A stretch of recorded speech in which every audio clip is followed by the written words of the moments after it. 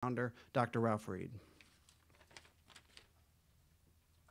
Thanks, Gary. Appreciate that very much. The Faith and Freedom Coalition undertook the largest, most ambitious, and most comprehensive voter registration, voter education, and get out the vote effort in modern American politics. Gary went through some of those metrics, 24 million voter education mailings, 18 million text messages and emails. Many of those text messages were delivered to evangelical voters in key states as early voting began.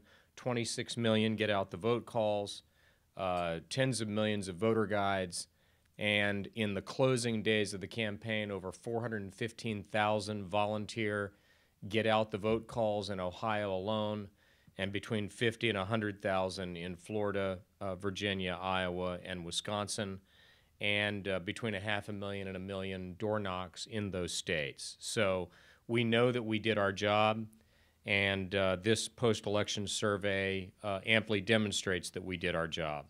I'll leave most of the data to Glenn, but the preliminary data, if you look at the network exit polls, you look at Glenn's poll, the electorate, share of the electorate that is made up of self-identified, born-again evangelicals who are white, increased to 27% of the electorate.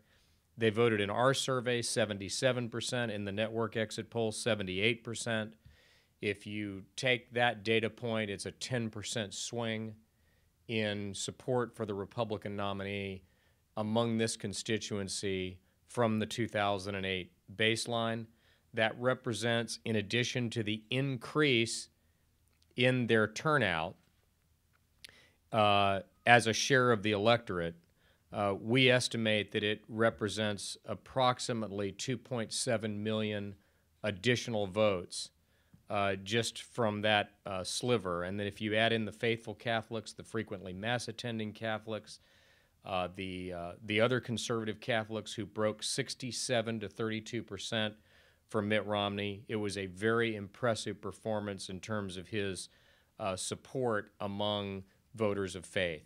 It obviously was not enough, but there's no question that in what was an incumbent retention election that was always going to be very close and very tight, that the increased turnout of these voters and the extent to which they broke more heavily for the Republican nominee than they did 4 years ago gave Mitt Romney a fighting chance.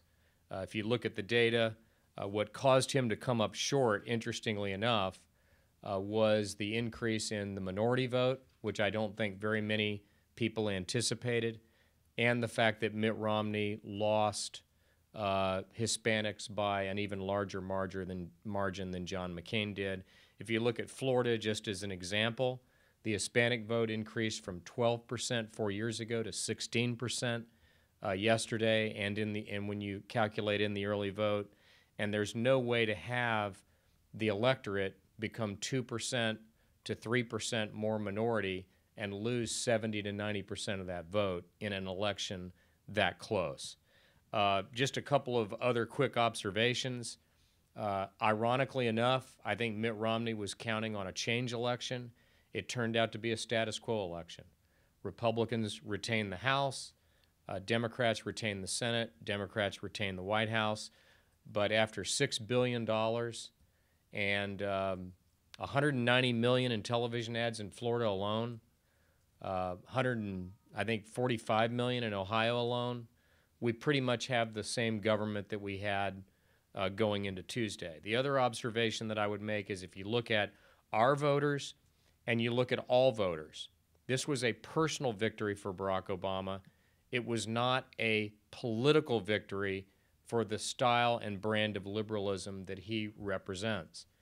If you look at questions, for example, on I don't know what Glenn's going to share, but on the network exit polls, a plurality of voters, almost 50%, favor the repeal of some or all of Obamacare compared to 44% who want it retained. If you look at the question of raising taxes, only 33% of the voters said that we should raise taxes as a means of closing the budget deficit. If you look at who they thought could best handle the economy, Mitt Romney won that. He won it narrowly, but he won it. This is not a message of endorsement for this president's policies. It was a personal victory. Certainly, he should be congratulated on running a great campaign, but I don't think if Barack Obama comes out of this election thinking that the American people are voting for higher taxes, more attacks on Christian charities and churches and homeless shelters and hospitals who are serving the poor and the needy and those that have otherwise been left behind, if he thinks that this was an endorsement of Obamacare, all the polling, all the data, not just among our voters, but among all voters, shows that, in addition to him losing independents, who he won heavily 4 years ago. So with that, Glenn, I'll turn it over to you. I think you can get a lot more granular than I did. So I'll turn it over to Glenn.